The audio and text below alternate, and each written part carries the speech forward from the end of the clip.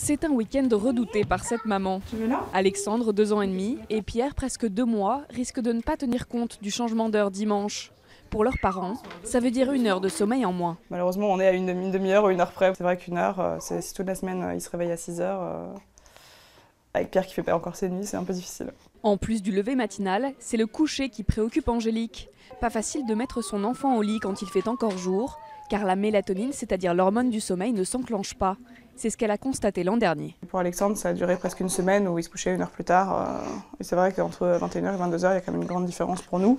Face aux plus jeunes, patience et indulgence. C'est l'ordonnance de ce médecin qui met en garde contre les fausses bonnes idées. L'erreur que justement on peut faire, c'est de penser qu'en anticipant et en essayant de se coucher 1 heure plus tôt, on va finalement rattraper ce déficit éventuel. Sur le papier, c'est pas idiot. Par contre, dans la pratique, ça marche moins bien.